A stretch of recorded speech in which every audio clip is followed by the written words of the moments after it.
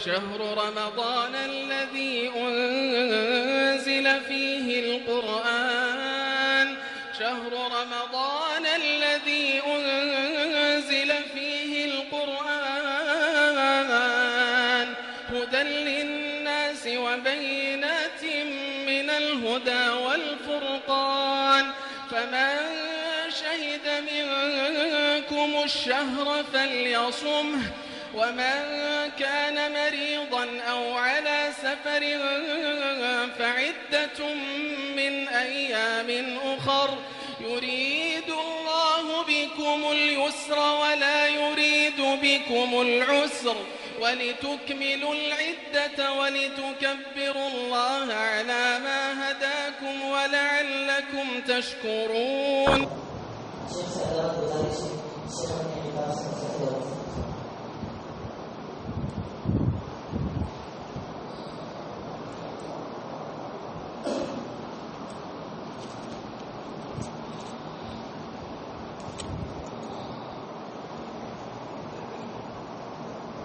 السلام علیکم ورحمۃ اللہ وبرکاتہ. الحمد للہ رب العالمین والصلاة والسلام على اشرف الانبیاء والمرسلین نبینا محمد وعلى آلہ واصحابہ اجمعین اما بعد. عن ابن عباس رضی اللہ عنہما قال قال رسول اللہ صلی اللہ علیہ وسلم نعمتان مقبول فیہما کثیر من الناس الصحة والفراغ متفق علیہ. معزز حاضرین، بزرگ و نوجوان دوستو،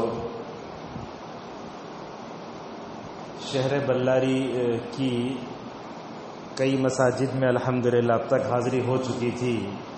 مجھے اس بات کی خوشی ہو رہی ہے اور میں اپنی خوشی ظاہر کر رہا تھا امام صاحب سے کہ قول بازار کی وہ مسجد یا ملر پیٹ ہو یا اسی طریقے سے عبدالتواب مسجد ہو، اس کے علاوہ جو مسجدیں ہیں بلاری کی، ان مساجد میں حاضری دے کر اپنے معمولی سے علم سے آپ لوگوں سے کچھ باتیں کہی جائیں. میں نے خواہش ظاہر کی تو امام محترم نے اور عبداللہ کے محمد حفظہ اللہ نے میرے لیے راہ ہموار کیے. میں ان دونوں علماء کا شکریہ ادا کرتا ہوں، ان حق میں دعا کرتا ہوں اللہ تعالیٰ ان دونوں کو آپ کے لیے نفع بخش بنائے. اور آپ لوگوں سے ہماری گزارش ہے کہ اپنے مسجد کے امام کی اور حافظ کی اور جو ہے آپ لوگ قدر کریں. علماء بڑی نعمت ہوتے ہیں. اگر ایک مرتبہ نماز پڑھانے کے لیے نہیں ہے تو کتنی پریشانی ہوتی ہے آپ جانتے ہیں. لہذا علماء اٹھ رہے ہیں، جتنے علماء حفاظ باقی ہیں ہماری آپ سے گزارش ہے کہ آپ کیا کرتے رہیں، علماء کا احترام کریں، قدر کریں. ویسے تو الحمدللہ یہاں بہت قدر ہے، ویسے پھر بھی آپ کو جو ہے خاص طور پر نصیحت کرتے ہیں کہ اپنے مسجد کے عالم، حافظ، خطیب، ہر ایک کی آپ قدر کریں. اللہ تعالی ہم سب کو اپنے علماء کی قدر کرنے کی توفیق عطا فرمائیں. میں انشاءاللہ 10 منٹ میں اپنی بات کو سمیٹنے کی کوشش کروں گا. میرا عنوان یہ ہے کہ رمضان کی تیاری کیسے کریں. بہت اہم بات ہے. عموماً کیا ہوتا ہے، میں عوام کی سطح پر تھوڑا اتر کر بولتا ہوں تاکہ بات سمجھ میں آ جائے. اب کیسے ہوتا ہے، عموماً ہمارے معاشرے میں اگر کسی شاپنگ مال میں بڑا دھماکہ سیل ہوتا ہے تو ہم اپنے پورے اہل خانہ کے ساتھ چلے جاتے ہیں. ہمارے بھانجی پورے وہاں رہتے ہیں، نمازیں چھوڑ دیتے ہیں دنیا بٹورنے کے واسطے. اللہ تبارک و تعالی سال بھر میں ایک مہینہ ہماری روحانی تربیت کے لیے پیدا فرمایا ہے. جانتے ہیں نا، یہ اللہ تعالیٰ کی طرف سے سمجھیے آفر ہے. یہ بہت بڑی چیز ہے جہنم سے بچنے کی، جنت میں چلے جانے کی. دنیاوی اعتبار سے کتنا دوڑ دھوپ کرتے، کتنی پلاننگ کرتے، جتنا سودا لینا ہو تو پورا چیٹی میں لکھ لیتے، چاول آٹا یہ سب ہونا. لیکن رمضان جب آتا ہے تو ہمارے پاس کیا بھی تیاریش نہیں، کوئی پلاننگش نہیں. رمضان آیا ایسے ہی چلا گیا. نہیں، ایسا نہیں ہونا چاہیے. رسول اکرم صلی اللہ علیہ وسلم کی زندگی کو آپ دیکھیں گے، پوری پلاننگ کی زندگی، نبی بننے سے لے کر وفات تک کی پوری زندگی دیکھو آپ. اللہ کے نبی صلی اللہ علیہ وسلم نے کیسے منصوبہ بند طریقے سے جو ہے کیا کام ہے، اسلام کا کام کیا. اللہ اسی کی طرف اشارہ کرتے ہوئے کہتا ہے ان لک فی النہار صبحا طویلا. سورہ مزمل کی آیت ہے. اے اللہ کے نبی صلی اللہ علیہ وسلم، دن بھر آپ مصروف رہتے ہیں اور آپ کی جو زندگی تھی نا، تقریباً 40 سال کے بعد 23 سالہ زندگی جو آپ نے گزاری ہے، نبی صلی اللہ علیہ وسلم نے یہ اتنی قابل رشک زندگی. جملہ دیکھیے، اللہ کے نبی کی نبی بننے کے بعد کی 23 سالہ جو زندگی ہے، اتنے قابل رشک زندگی کسی نبی نے نہیں گزاری دنیا میں. اللہ کے نبی نے جو گزاری تھی. کیوں؟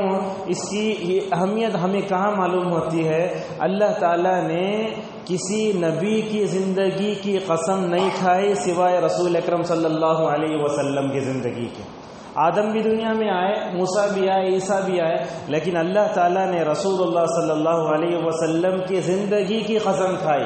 چنانچہ اللہ نے کہا لعمرک انہم لفی سکرتہم یعمہون، اے اللہ کے نبی آپ کی عمر کی، آپ کی زندگی کی قسم. عز بن عبدالسلام اور ابن کثیر رحمۃ اللہ علیہما دونوں عالم دین ہیں، وہ کہتے ہیں یہ وہ خصوصیت ہے جو کسی نبی کو حاصل نہ ہو سکی. تو لہذا اللہ کے نبی صلی اللہ علیہ وسلم کی زندگی پوری کیسی پلاننگ کی زندگی تھی. یہ پلاننگ کرنا، منصوبہ بندی کرنا، اپنے زندگی کو منظم منسق ترتیب دے کر گزارنا، یہ بھی رسول اللہ کا اسوہ ہے. جب میں اور آپ اپنے آپ کو کہتے ہیں کہ ہم اہل حدیث ہیں، مسئلہ کہ اہل حدیث ہے، تو اس کا تقاضا یہ ہے کہ ہماری زندگی بھی پلاننگ کی ہونا چاہیے. آئیے ہم اس پر گفتگو کرتے ہیں. سب سے پہلے ہم نے آپ کے سامنے ایک حدیث پڑھی حضرت عبداللہ ابن عباس رضی اللہ عنہما کہ آپ صلی اللہ علیہ وسلم نے فرمایا 2 نعمتیں ایسی ہیں جن کو پا کر اکثر لوگ دھوکے میں رہتے ہیں. میرے مخاطب بزرگ بھی ہیں، جوان بھی ہیں، بچے بھی ہیں. یہ دیکھیے کیسی حدیث ہے. اللہ کے نبی فرماتے ہیں کہ 2 نعمتیں ایسی ہیں جن کو پا کر اکثر لوگ دھوکے میں رہتے ہیں. وہ 2 چیزیں کیا ہیں؟ آپ نے فرمایا صحت، اور دوسری ہے فرصت. صحت ملتی ہے تو ہم اسے اللہ کی رضا کے لیے استعمال نہیں کرتے. موج مستی میں موبائل لے کے گیم کھیل لے کے بڑے بڑے لوگ آج دیکھیں گے ٹائم نہیں ملا تو آرام سے گیم کھیل لے بیٹھے ہیں. یہ کیا ہے؟ زندگی ہے. تو یہ دیکھیے آپ صلی اللہ علیہ وسلم کہتے ہیں کہ زندگی جب ملتی ہے نا، نعمت فرصت، اس کا بیکار استعمال کرتے ہیں، اور جب صحت ملتی ہے جس کا استعمال کرتے ہیں. ایک عالم دین ہے علامہ ابن الجوزی رحمہ اللہ، انہوں نے اس حدیث ترجمہ میں بڑی اچھی بات لکھی. بڑے قابل رشک ہیں وہ لوگ جو اپنی وقت کو، اپنی فرصت کو، اپنی صحت کو اللہ کی اطاعت میں لگاتے ہیں. اور بڑے بدترین ہیں وہ لوگ جو اپنے فرصت کو اور اپنی عمر کو اور اپنی جو ہے اس نعمت کو اللہ تبارک و تعالیٰ کی رضا کے لیے نہیں بلکہ اس کو ناراض کرنے کے لیے گزارتے ہیں. بہرحال ہمیں رمضان کے آنے سے پہلے دنیاوی طور پر کیا تیاری کرنا چاہیے سب سے پہلے آپ کو بتاتے ہیں. دیکھیے گزشتہ سال ان دنوں میں لاک ڈاؤن تھا، ہماری مسجدیں بند تھی، ہم سب اپنے گھروں میں بند تھے. اب آنے والے دنوں میں کیا ہوتا نہیں معلوم. تو رمضان سے آنے سے پہلے ہمیں دنیاوی طور پر کیا تیاری کرنا چاہیے؟ ہم جو ہے اپنے لیے جتنا سودا سلف لینا ہے ابھی لے لیں. ایک بات ہے، کیوں؟ اس لیے کہ لاک ڈاؤن بھی ممکن ہے، اللہ عالم راتوں کا ہوگا دن کا ہوگا نہیں معلوم. ایک بات تو یہ ہے. دوسری بات کیا ہے، رمضان میں اگر آپ سودا لینے گئے تو سودے کی دکانوں میں فل جو ہے بھیڑ رہتی ہے. اگر آپ اس وقت کھڑے رہے تو جتنا وقت جا کے وہاں کھڑے رہتے گھر میں بیٹھ کر آدھا پڑا پڑھ سکتے. 2 باتیں ہوئی. تیسری بات کیا ہوتی ہے، اگر ہم رمضان آتا ہے تو سودا لینے کے لیے چلے گئے تو کیا ہوتا ہے، اس میں وقت بیکار ہوتا ہے. تو رمضان کا لمحہ ہمارے لیے بہت ضروری ہے نا، لہذا اسے مت گواؤ. ایک تو ایک. دوسری چیز یہ ہے، رمضان جب آتا ہے تو دنیاوی طور پر ہماری عورتیں بھی کیا کرتی ہیں، بیڈ کور چینج کرتی ہیں، گھر میں دھول جھٹک لیتی ہیں، پردے چینج کرتی ہیں. یہ کرنا ہو تو ابھی کر لینا. چاند رات کریں گے نہیں. رمضان کے آخری میں جیسے فرعون ڈوبتے وقت ایمان لانا ویسا کرے تو کوئی فائدہ نہیں ہوگا. اگر وہ کرنا ہے تو ابھی کر لینا. حالانکہ یہ سب دیکھیے پردے چینج کرنا، گھروں کو پاک کرنا، یہ عبادت نہیں عادت ہے. سمجھ رہے ہیں آپ؟ عبادت میں عادت میں فرق ہوتا ہے. اگر آپ کر لینا چاہتے ہیں تو کر سکتے ہیں، ورنہ کوئی ضروری نہیں ہے. اور اسی طریقے سے اس وقت کرنے کا دنیاوی طور پر اور ایک کام کرنے کا یہ ہے کہ افطار اور سحری کے لیے ہم منصوبہ بندی کر لیں. مثلا مجھے کھجور لینا ہے، ابھی لے لیں. ہو سکتا ہے تو لوگ کیا کرتے ہیں، شعبان کی 29 میں تاریخ رہتی 120 روپے کھجور رہے تو صبح میں 150 روپے میں بیچتے لوگ. اگر آپ اس سے بچنا چاہتے ہیں تو ابھی سے لے کے رکھ لو کھجور. آپ اس کو منصوبہ بندی ہے. اس لیے کہ مجھے عبادت کرنا ہے مہینہ بھر، اگر کھجور لینا ہے، کوئی بھی کرنا ہے۔ اور اسی طریقے سے کیا کرتے، میں آپ کو بتاتا ہوں، رمضان میں اکثر لوگ جو ہے سحری میں دہی کھاتے ہیں، سمجھ رہے ہیں نا آپ، دہی کھاتے کیوں؟ اس لیے کہ روزہ رکھنے کی وجہ سے باڈی میں جو گرمی پیدا ہوتی نا، وہ گرمی کو مارنے کے واسطے بالکل کر سکتے۔ اچھا، اس موقع پر یہ بھی آپ بتاتے ہیں کہ جو ہے یہ بلاری کا جو موسم ہے، بڑا موسم گرم ہوتا ہے، ایسے وقت میں آپ اگر روزہ رکھیں گے تو کیا ہوگا، گرمی پیدا ہوگی، حرارت پیدا ہوگی۔ اگر آپ اس کو ٹھنڈا کرنا چاہتے ہیں تو افطار کے وقت کولڈ ڈرنک کا پانی پیے تو گلا بیٹھ جائے گا آپ کا، خصوصاً حفاظ کو بڑی مشکل ہوتی ہے، اس میں ایسا نہیں کرنا، اس کے بڑے نقصانات ہوتے ہیں۔ موسم گرم میں ٹھنڈا پانی پیے، اس کے بڑے نقصانات ہوتے ہیں۔ دیکھیے رسول اکرم صلی اللہ علیہ وسلم اپنی صحت کا کیسے خیال رکھتے تھے۔ ایک روایت میں آیا، اللہ کے نبی صلی اللہ علیہ وسلم کھجور کو کنکڑی کے ساتھ ملا کر کھاتے تھے۔ اللہ، یہ روایت صحیح ہے، علامہ البانی نے صحیح کہا۔ کیا کرتے تھے؟ کھجور کو کنکڑی سمجھتے نا، کھیرا جسے بولتے، ملا کر کھاتے تھے۔ علامہ البانی رحمہ اللہ نے اس حدیث تشریح میں کہا، اللہ کے نبی صلی اللہ علیہ وسلم ڈاکٹروں کے ڈاکٹر تھے، آپ کی جو غذا ہوتی تھی پیٹ کو نہ گرم کرتی نہ ٹھنڈا کرتی تھی۔ کیوں؟ کھجور کو ملا کر کھاتے کنکڑی کے ساتھ۔ کھجور کھانا گرم ہے نا، اس کی گرمی کو مار دیتی کنکڑی کی سردی۔ اللہ اکبر۔ اس سے کیا معلوم ہوا، ہمیں رمضان میں اپنے پیٹ کا خیال کرنا چاہیے۔ اگر آپ کا پیٹ گرم ہے، سبزہ بھی گوند بھی، آپ لوگ سب جانتے ہیں، مثالیں دینے کی ضرورت نہیں، پیٹ کو ٹھنڈا کرنے کی کیا چیزیں وہ آپ کر سکتے ہیں، لیکن بیلنس کے ساتھ۔ تو لہذا یہ اپنے پیٹ کو زیادہ گرم ہونے بھی نہیں دینا، ٹھنڈا ہونے بھی نہیں دینا۔ اور یہ کووڈ کی جو علامتیں ہیں، سردی، کھانسی، آپ جو ہے اپنی طبیعت کا خیال رکھیے۔ اللہ کے نبی صلی اللہ علیہ وسلم نے کہا تھا کہ تمہارے صحت کا بھی، تمہارے جسم کا بھی تمہارے اوپر حق ہے، اور قیامت میں سوال ہوگا۔ کیا کیا سوال ہوگا؟ اے اللہ کے بندے، کیا میں نے تم کو صحت نہیں دی تھی؟ ایسا سوال ہوگا، کیا میں نے تم کو ٹھنڈا پانی نہیں دیا تھا؟ تو لہذا اگر ہم نے اپنی صحت کا، اپنی باڈی کا لحاظ نہیں رکھا تو قیامت کے دن ہم کیا جواب دیں گے؟ تو لہذا ہماری غذا میں بھی گرم کیا ٹھنڈا کیا، اس کا خیال کر کے کھانا، یہ بھی رسول اکرم صلی اللہ علیہ وسلم کی سنت ہے۔ یہ دنیاوی طور پر ہم نے آپ کے سامنے بتایا کہ کیا کیا کرنا چاہیے۔ دینی اعتبار سے رمضان کی تیاری کیا ہوتی ہے؟ سب سے پہلی بات، رمضان کے لیے ابھی تقریباً 7-8 دن ہے، منگل یا بدھ کو شروع ہوگا نا، تو گزشتہ سال جن لوگوں نے فرض روزے چھوڑ دیے تھے ان کے لیے روزوں کو قضا کرنے کی بات ہے۔ اور عورتوں کو بھی ہوتا ہے، حیض کی وجہ سے، نفاس کی وجہ سے روزے چھوٹ جاتے ہیں۔ عائشہ رضی اللہ عنہا کے متعلق آتا ہے کہ حیض کی وجہ سے روزے چھوٹ گئے تو آئندہ رمضان سے پہلے تک وہ قضا کر لیتی تھی۔ آپ لوگ کوئی بھی قضا کرنا ہے تو قضا کر لو۔ اگر کوئی بوڑھا ہے، ایسی بیماری میں مبتلا ہے جس کی شفا یابی کی کوئی جو ہے سبیل اور نہیں ہے، اس کو کیا چاہیے؟ گزشتہ سال رمضان کے روزوں کا کفارہ دینا، سمجھتے ہیں نا، کفارہ دینے کا ہے، وہ یہ رمضان آنے سے پہلے دیا نا۔ بعض لوگ ان سب معاملات میں بڑے لاپرواہی برتتے، نہیں، لاپرواہی نہیں برتنا چاہیے، بڑے سنجیدگی سے رہنا چاہیے۔ اور اسی طریقے سے رمضان کی تیاری میں دینی طور پر دوسری بات کا جو ہمیں لحاظ رکھنا ہے، رمضان آنے سے پہلے رمضان کی پانے کے لیے ہمارے اندر سچی تڑپ بھی ہونا چاہیے۔ حضرات صحابہ کرام کیسے کیسے رمضان کا انتظار کرتے تھے۔ بعض سلف کے بارے میں آیا، رمضان سے 6 مہینے پہلے اللہ سے دعا کرتے تھے، اے اللہ میری زندگی میں اور ایک مرتبہ رمضان کی بہاریں دکھا دو۔ کتنے مہینے پہلے؟ 6 مہینے پہلے رمضان میں عمل کر کے 6 مہینے تک اس عمل کی قبولیت کے لیے دعا کرتے تھے۔ لہذا کیا معلوم ہوا، رمضان کے آنے کا ہمیں انتظار ہونا چاہیے۔ موٹے انداز میں میں اگر آپ کے سامنے یہ کہوں، رمضان مہمان ہے، ہم میزبان ہیں۔ رمضان ہمارا مہمان بن کر آ رہا ہے، اس کی عزت کرنا، مہمان نوازی کرنا۔ اگر آپ اس کی میزبانی برابر نہیں کرے تو اللہ تبارک و تعالیٰ کے پاس جواب دینا ہے۔ کیسے؟ رسول اکرم صلی اللہ علیہ وسلم ممبر پر چڑھ رہے تھے، 3 مرتبہ آمین بولے۔ صحابہ پوچھے کیا یہ نیا طریقہ، آپ یہ 3 مرتبہ آمین بولے نا؟ تو اللہ کے نبی صلی اللہ علیہ وسلم نے کیا کہا معلوم؟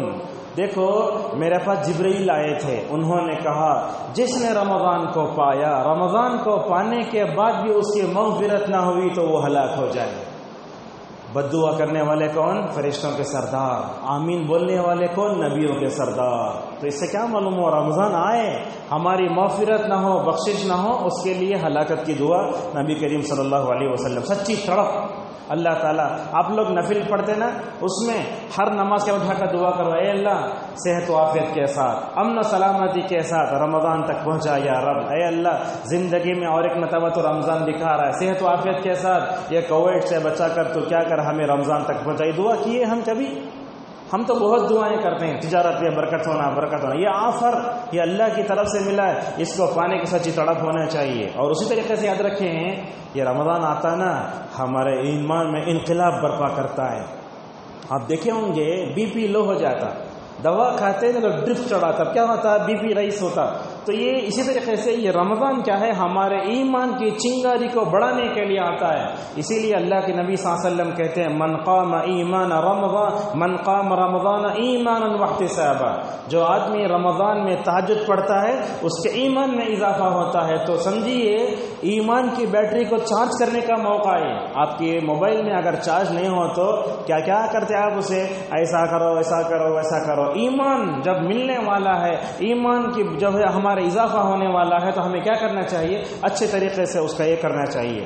اور اس کے استقبال کے لیے رسول اکرم صلی اللہ علیہ وسلم بڑا اہتمام کرتے تھے. نسائی کی روایت ہے جب رمضان کا مہینہ آ رہا تھا آپ نے اپنے صحابہ کو جمع فرمائے. ہم بیٹھے دیکھیے رمضان سے پہلے گویا ایسے ہی اللہ کے نبی اپنے زمانے میں صحابہ کو جماتے بولتے تھے دیکھو تمہارے پاس مبارک مہینہ آنے والا ہے، اس میں روزے رکھنا، جنت کے دروازے اللہ تعالیٰ کھول دیتا ہے، جہنم کے دروازے بند کر دیتا ہے. اسی طریقے سے رسول اکرم صلی اللہ علیہ وسلم جو ہے رمضان کی بیداری پیدا کرتے ہیں. اور رمضان کی مبارکبادی دینے میں بھی کوئی حرج نہیں ہے.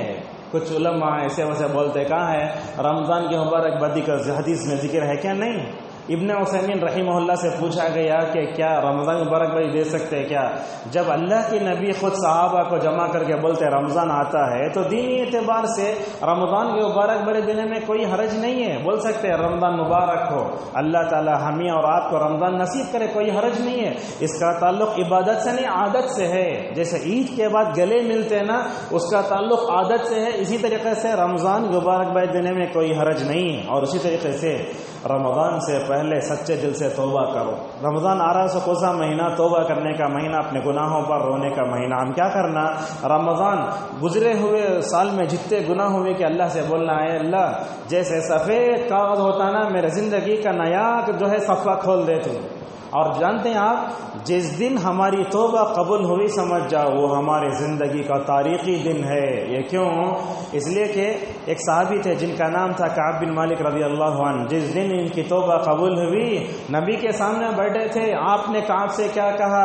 ابشر بخیر یوم منذ ولدتک امک. اے کعب تمہارے لیے آج خوشخبری کا دن ہے، تمہارے لیے آج تمہاری زندگی کا بہترین دن ہے. کیوں؟ اس لیے کہ تمہاری توبہ قبول ہو گئی ہے اور تم گناہوں سے ایسے پاک ہو گئے ہو جیسا کہ تمہاری ماں نے تم کو جنا ہے. تو آپ کا پورا صفحہ جیسے رہتا ویسے اعمال نامہ پورا صاف ہو جانا. گویا آپ کیا کر رہے ہیں؟ ایک نئی نوٹ بک شروع کر رہے ہیں اعمال نامے کی. کس کے دن؟ رمضان کے موقع پر. اور اسی طریقے سے اس موقع پر ایک کام کرنے کا یہ بھی ہے ہمیشہ اللہ تبارک و تعالیٰ سے عافیت مانگیں، صحت مانگیں. اللہ کے نبی صلی اللہ علیہ وسلم نے حضرت عبداللہ ابن عباس رضی اللہ عنہما سے کہا تھا اے عبداللہ ابن عباس ایمان کے بعد یقین کے بعد، جملہ دیکھیے، ایمان و یقین کے بعد اگر کوئی جو ہے دولت ملی ہے بندے کو تو وہ صحت و عافیت کی دولت ہے. اللہ کے نبی صبح و شام دعا پڑھتے تھے اللہم انی اسألک العافیت فی دینی و دنیای و اہلی و مالی اللہم استر عورتی الی آخری. اور اسی طریقے سے دینی طور پر رمضان کی تیاری میں اور ایک کام ہے، وہ کیا؟ رمضان کا جو روزہ رکھنا جا رہے نا ہمارے ماں باپ ہم نہ بچپن میں روزہ رکھا ہے بالکل نہیں رکھنا. ہمارے ساتھ میں رہنے والے مسلم مائیں اور بہنیں روزہ رکھ رہے ہیں، ہم رکھ رہے ہیں اس لیے نہیں رکھ رہے. روزہ کیوں رکھ رہے ہیں؟ اللہ کا حکم ہے. اگر آپ ہمارے ماں باپ روزہ رکھو بول ڈالے یا ہمارے بزرگاں بول ڈالے یا ہمارے معاشرے میں لوگ رکھتے ہیں اسی لیے میں رکھتا ہوں بولے تو آپ کا روزہ عبادت کی عادت بن جائے. اسی لیے روزہ کیوں رکھ رہے ہیں؟ اللہ کا حکم ہے یا ایھا الذین آمنوا کتب علیکم الصیام کما کتب علی الذین من قبلکم، روزے پہلے بھی فرض تھے، تمہارے اوپر بھی روزے فرض قرار دے دیے گئے۔ اور ایک بات بھی ہے، اس کا خیال رکھیے آپ، رمضان کا مہینہ جو آ رہا ہے، رمضان کے اس مہینے میں مجھے اور آپ کو اگر کوئی بھی جو ہے نیکی کرنے کی توفیق مل رہی ہے تو میری عقل کی طرف سے نہیں، اللہ کی طرف سے ملتی ہے۔ نیکی کی توفیق کہاں سے ملتی ہے؟ اللہ سے ملتی ہے۔ حضرت شعیب علیہ السلام کو آپ جانتے ہیں، ایک نبی تھے، کیا کہتے ہیں؟ دیکھو، ان اريد الا الاصلاح ما استطعت وما توفیقی الا باللہ، دنیا میں اصلاح کا کام کتنا کروں گا میں جتنا اللہ نے مجھے طاقت دی ہے۔ میں آپ کے سامنے تقریر کر سکتا ہوں، لیکن آپ میں سے ہر ایک کے گھر پر دستک دے کر تو میں آپ کی اصلاح نہیں کر سکتا، ہر نبی ایسا کرے بھی نہیں۔ تو کہتے ہیں وما توفیقی، میری توفیق اللہ کے ہاتھ میں۔ اگر اللہ نے آپ کو روزہ رکھنے کی توفیق دی تو کیوں دی؟ کس نے دی؟ اللہ نے دی۔ اگر آپ تراویح پڑھ رہے ہیں تو کس کی توفیق ہے؟ اللہ کی توفیق سے۔ اللہ سے توفیق مانگو، ہدایت مانگو، اور جنتی جب جنت میں چلیں گے یہی کہیں گے الحمدللہ الذی ہدانا لہذا وما كنا لنهتدی لولا ان ہدانا اللہ۔ جنت میں جانے کے بعد جنتی کیا کہیں گے؟ اللہ کا فضل نہ ہوتا تو ہم نے یہاں نہ آتے۔ تو لہذا یہ ہدایت، یہ نیک کاموں کی توفیق، یہ ہمارا اس میں اپنا کچھ بھی نہیں ہے۔ کس کی توفیق سے؟ اللہ تبارک و تعالیٰ کی توفیق سے ہم روزہ رکھیں گے۔ اور اسی طریقے سے اور ایک کام بھی ہے رمضان سے پہلے کرنے کا، سحری اور افطار کے وقت میں سنجیدگی کو اپنائیں۔ اللہ کے نبی صلی اللہ علیہ وسلم نے کیا فرمایا؟ کہا سحری میں تاخیر کرے تو اچھا ہے۔ سحری کب تک کھا سکتے؟ اذان ہونے تک کھا سکتے۔ سمجھ میں آ رہا؟ صحیح بات ہے۔ اور سحری کھانا یہ ہمارے اور کرسچنوں کے اور یہودیوں کے روزہ رکھنے میں ایک فرق ہے۔ اگر آپ سحری نہیں کھاتے، آپ جو ہے یہودیوں اور کرسچنوں کی طرح روزہ رکھنے کے اس میں چلے جائیں گے۔ اللہ کے نبی نے تو فرمایا مومن کی سب سے بہترین سحری کھجور ہے۔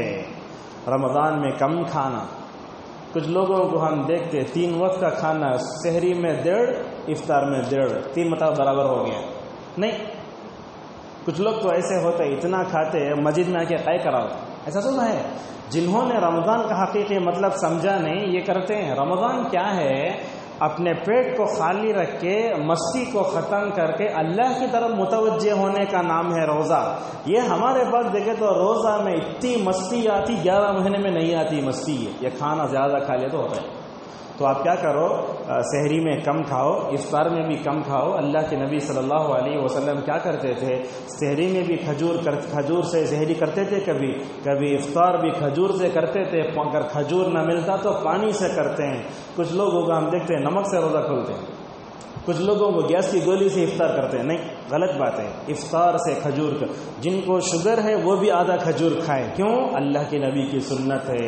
اور شوگر کے مریضوں کو ڈاکٹر اتنا ڈراتے ہیں اگر آپ روزہ رکھے تو مر جاتے آپ۔ نہیں، روزہ رکھے تو شوگر ماشاءاللہ کنٹرول رہتی ہے۔ بعض ڈاکٹر نے تو اتنا مشورہ دیا آپ کو شوگر زیادہ ہے تو ہفتے میں 2 روزے رکھو، بولے پیر جمعرات۔ ایسے لوگ بھی ہیں۔ تو زیادہ عمر ہو گئی تو بات الگ ہے، لیکن شوگر لیول میں ہے تو چھوٹی سر کا درد روزہ چھوڑ دینا نہیں، ایسا نہیں کرنا چاہیے۔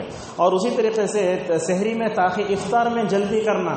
افطار میں جلدی کرنے کا مطلب یہ نہیں کہ 6:40 کو ہو رہا ہے 6:30 کھول لیے، وہ نہیں۔ جیسے ہی اذان ہوتی فوراً افطار کر لینا۔ اللہ کے نبی نے فرمایا میری امت بھلائی پر رہے گی جب تک کہ وہ سحری میں افطار میں جلدی کرے گی۔ ہمارے معاشرے میں دیکھتے اذان ہو جا کر بھی 10 منٹ کے بعد بعض مساجد میں اعلان ہوتا، یہ صحیح نہیں ہے۔ سحری میں تاخیر کرنا، افطار میں جلدی کرنا۔ لیکن یہ بات بھی ہے افطار وقت سے پہلے نہیں کرنا۔ اس کے لیے کیا وعید ہے؟ سن لیجیے وعید کیا ہے۔ اللہ کے رسول صلی اللہ علیہ وسلم سو رہے تھے، جبرائیل و میکائیل 2 صحابی آئے، بولے اللہ کے نبی کو چڑھو پہاڑ پہ۔ اللہ کے نہیں بولتے مجھے چڑھنے ہوتا نہیں ہے۔ تو صحابی بولتے، دونوں فرشتے بولتے ہمیں چڑھا دی تم نہ، ہمیں تمہارے لیے راستہ آسان کر دیں۔ چڑھائے اللہ کے نبی کو، اوپر چڑھے۔ ذرا اوپر چڑھے تو دیکھتے ہیں پہاڑ ہے، خوفناک آوازیں آ رہی ہیں، اللہ خوفناک آوازیں آ رہی ہیں، رونے کی آوازیں آ رہی ہیں۔ آپ صلی اللہ علیہ وسلم نے پوچھا یہ کیا آوازیں آتی ہیں سوئے؟ تو اللہ کے نبی صلی اللہ علیہ وسلم سے کہا گیا دیکھیے یہ تمہاری امت کے وہ لوگ ہیں جو وقت سے پہلے افطار کرتے تھے۔ وقت سے پہلے افطار کرے تو وعید ہے۔ علامہ البانی رحمہ اللہ کو آپ جانتے ہیں، بہت بڑے محدث تھے، 99 میں ان کا انتقال ہوا، 1421 میں. تو علامہ البانی کیا بولتے ہیں، وقت سے پہلے افطار کرے تو اتنی زیادہ وعید ہے، جو لوگ روزہ چھوڑتے ان کا کیا حال ہوگا. ذرا توجہ دینے کی ضرورت ہے. لہذا آپ سحری میں تاخیر کرو، افطار میں جلدی کرو. اور اسی طریقے سے افطار اور سحری میں کیا کیا دعائیں اللہ کے نبی پڑھتے تھے، صحیح دعائیں پڑھو. آج کل کیا ہے، بنڈل حدیثیں، موضوع حدیثیں، کون کے بولے ملا کے ڈالتے رہتے. واٹس ایپ تو بولش نہ دو. آج تو ایسا ہے موضوع حدیث ڈال کے نیچے مسلم لکھا ہے. یہ کہاں سے آ گئی چیز؟ کیا دیکھیے کیا ہے، ذهب الظما وابتلت العروق وثبت الاجر انشاءاللہ. یہی دعا کب ہے؟ افطار کے بعد پڑھنے کی ہے، افطار سے پہلے پڑھنے کی کوئی دعا نہیں ہے. لہذا ہم سحری میں الفاظ سے نیت کرنا اور افطار میں جو ہے یا واسی الفجر اللہم لک صمت، ان تمام دعاؤں کو جو ہے علماء نے ضعیف قرار دیا ہے. تو آپ یہ ضعیف موضوع من گھڑت جن کا پیر سر نہیں ہوتا ایسی دعائیں آتے نا، ان دعاؤں کی طرف توجہ مت دو. جو صحیح دعائیں ان دعاؤں کو پڑھو. اگر آپ سے بولے چاول لے کے آؤ بولے تو آپ جا کے پوری ہوشیاری وہاں دکھاتے، یہ چاول پکے بعد موٹا ہوتا کہ زیادہ گل جاتا کہ. لیکن حدیث کے معاملے میں جو بولے پورا لے لیتے. یہ کوسی ہوتی بات؟ اگر آپ سے بولے شہد لینا بولے تو جلا کے دیکھتے، کتے کو چھٹا کے دیکھتے یہ اصلی ہے کیا بول کے. تو ان سب چیزوں میں اتنی زیادہ جب یہ دکھاتے نا، دین کے معاملے میں دیکھو اوریجنل دین کوسا ہے، ڈپلیکیٹ دین کوسا ہے. ان دونوں میں فرق کر کے ذرا چل کے دیکھو. اور اسی طریقے سے رمضان کا روزہ رکھتے نا، اس میں کیا ہے، اللہ سے ثواب کی امید رکھو آپ لوگ. اللہ کے نبی نے کیا فرمایا، روزہ رکھیں گے اللہ تعالیٰ ثواب دے گا. ثواب کیسے دے گا؟ دنیا میں بھی ثواب دے گا. اور آپ جانتے ہیں اللہ کے نبی فرماتے ہیں روزے دار کے لیے خوشی ہے، للصائم فرحتان، فرحۃ عند الفطر وفرحۃ عند لقاء ربہ. آپ نے کہا روزے دار کو دو خوشیاں ہیں. دو خوشیاں ہیں.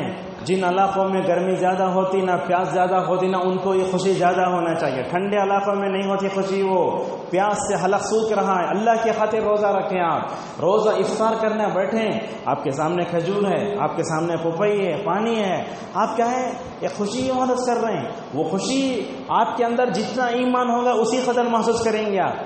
اگر آپ کے اندر ایمان نہیں ہے، کیا کہ سامان رکھا ہے اٹھا کے منہ ڈالوں گا نہیں. تو یہ روزے دار کو خوشی ہوتی، جس کے اندر جتنا ایمان ہوگا اتنا ہی اس کو خوشی ملے گی اسے. اچھا، دوسری خوشی کب ملے گی؟ روایتوں میں آتا ہے آپ صلی اللہ علیہ وسلم نے فرمایا کیا، جب بندہ اللہ تبارک و تعالیٰ سے ملاقات کرے گا نا تب بھی خوشی ملے گی ماشاءاللہ. تو افطار کر رہے وقت جو خوشی ملتی ہے وہ دنیا کے کروڑوں روپے دے کر بھی خرید نہیں سکتے آپ. آخرت میں اللہ سے ملاقات کے وقت جو خوشی ہوگی وہ خوشی کی انتہا نہیں ہوگی. اور ایک بات بتاتے ہیں، جنت میں 8 دروازے ہیں نا، جانتے ہیں نا آپ لوگ؟ جہنم کے 7 دروازے، جنت کے 8 دروازے. ان جنت کے 8 دروازوں میں ایک دروازہ الریان. ہمارا نام مرد لڑکوں کا نام رکھتے ہیں الریان. ریان کیا؟ جنت کے ایک دروازے کا نام ہو. آپ صلی اللہ علیہ وسلم نے فرمایا اس سے صرف روزے دار ہی داخل ہوں گے، چاہے فرض روزہ ہے نفل روزہ. اللہ اکبر. ایسا. اور اللہ کے نبی فرماتے روزے دار داخل ہونے کے بعد دروازہ بند، جیسے فلیٹ کا دروازہ بند ہوتا نا ویسا دروازہ بند کر دیا جائے گا. اور جنت کے دروازوں کی اب دیکھیے مسجد میں بیٹھے ہیں، 2 سفید دروازے کھلے ہوئے ہیں، 4 آدمی کھڑے تو وہ دروازہ بند ہو جاتا نا. لیکن جنت کے 2 دروازوں کے پاٹک کے درمیان کتنی کشادگی آپ جانتے ہیں؟ علماء حساب کر کے بتائے 1200 کلومیٹر کی دوری ہوگی. اللہ، اتنے چوڑے چوڑے دروازے ہوں گے. 2 دروازوں کے درمیان کتنی دروازہ ہوگی؟ 1200 کلومیٹر کی دوری کا فاصلہ ہوگا. ان میں چل کر جانا کتنی بڑی اعزاز کی بات ہوگی. یاد رکھیے آخرت میں ذلت اور رسوائی جتنی خطرناک ہے، آخرت میں ملنے والا انعام بھی اتنا ہی بڑا ہے. تو اگر آپ روزہ رکھیں گے نا، اللہ تبارک و تعالیٰ الریان نامی دروازے سے بلائے گا. اور جب نام لے کر بلائے اس سے بڑے کوئی خوش نصیبی ہو سکتی ہے؟ دنیا میں 10+2 کا رزلٹ دے تو سب کے منہ میں لڈو رکھتے ہیں. اتنی خوشی اللہ تعالیٰ ہمارے عمل کا اگر بدلہ دے گا تو کتنی خوشی ہوگی اس دن. تو لہذا ہم کیا کریں، روزے کو معمولی نہ سمجھیں. آخری بات بیان کر کے اپنی بات کو ختم کرتے ہیں. وہ کیا ہے، روزے میں ریاکاری ایک نہیں کرنا. آپ نماز پڑھے تو لوگ دیکھتے، زکوٰۃ دے تو بھی لوگ دیکھتے، حج کرے تو بھی لوگ دیکھ لیتے. لیکن ارکان اسلام 4 شہادتین کے علاوہ ہے نا، نماز، زکوٰۃ، حج، اس میں ریاکاری آ سکتی ہے، لیکن روزے میں ریاکاری آ سکتی ہے؟ اگر آپ لوگ نفل روزہ رہے تو بولتے ہیں میرے نہیں، روزہ کیا ہے؟ بندے اور اللہ کے درمیان میں راز ہے، اسی لیے اللہ تعالیٰ نے نماز کا ثواب بھی بتایا، زکوٰۃ کا ثواب بھی بتایا، حج کا ثواب بھی بتایا، روزے کا ثواب نہیں بتایا۔ کیوں؟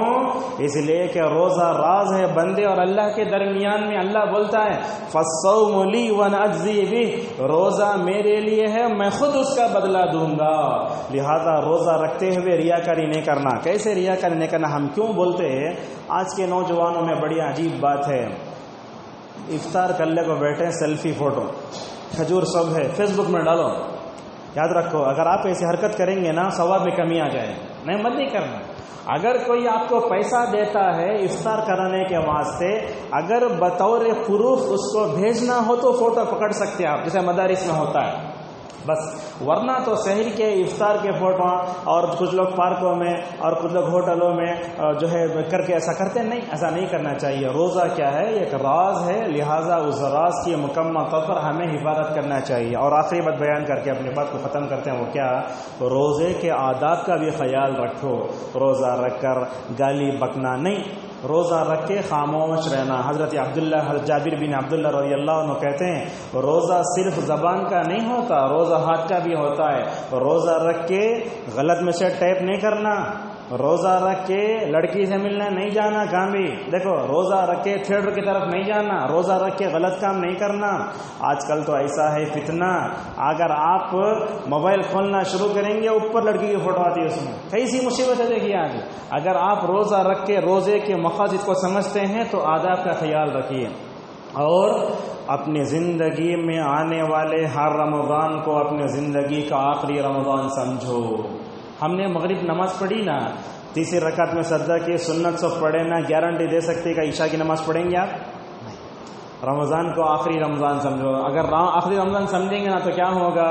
آپ رمضان کے ہر لمحے سے فائدہ اٹھائیں گے، اور نیکی کرنے کا جتنا آپ کو دل کرتا ہے خوب کرو، اس کی کوئی انتہا نہیں۔ کیا کیا کرنا؟ روزہ رکھو، نماز پڑھو، قرآن پڑھو، اور صدقہ و خیرات کرو، جو چاہے کرو۔ اور کیا ہوتا معلوم ہے ایک چیز، ہمیں روزہ رکھ لیتے، کچھ نوجوانوں کو دیکھتے سر پہ رہتے نوجوان روزہ نہیں رکھتے، ان کو دیکھ کو ہمیں اپنے آپ کو بڑا سمجھ جاتا، نہیں سمجھنا بڑا، اس لیے کہ ان کو دیکھ کر کمپیئر نہیں کرنا، صحابہ کو دیکھ کر کمپیئر کرنا۔ ہم اگر صحابہ کو دیکھ کر کمپیئر کریں تو ہمیں کچھ بھی نہیں ان کے سامنے، لہذا ان تمام باتوں کا لحاظ رکھیں۔ بہرحال بات تھوڑی لمبی ہوئی، اگر میں نے کوئی صحیح بات کہی ہے تو اللہ کی طرف سے ہے، سبقت لسانی میں نے کوئی غلط بات کہہ دی ہے تو میرے اور شیطان کی طرف سے ہے۔ امام محترم کا اور تمام لوگوں کا شکریہ ادا کرتا ہوں کہ کل جمعہ ہونے کے باوجود بھی آج آپ بیٹھے رہے۔ اللہ تعالی ہم سب کو کہنے سننا عمل کرنے توفیق عطا فرمائے، اللہ تعالی ہم سب کو کووڈ سے حفاظت فرمائے، اللہ تعالی ہم کو صحت و عافیت کے ساتھ امن و سلامتی کے ساتھ رمضان تک پہنچائے، اور رمضان کا کما حق ہو حق ادا کرنے اور اس کے لمحے لمحے سے ہمیں فائدہ اٹھانے کی توفیق عطا فرمائے۔ وآخر دعوانا الحمد للہ رب العالمین۔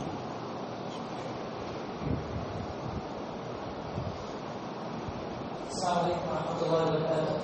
جزاکم اللہ خیر، بارک اللہ فیکم۔ ماشاءاللہ حضرت شیخ اگر دوسرے کو بڑی مدد کیا ہوگا الحمدللہ۔ شیخ پیش کرنے کے سلسلے میں علماء کے درمیان کافی مشہور ہیں، خاص کر کے شیخ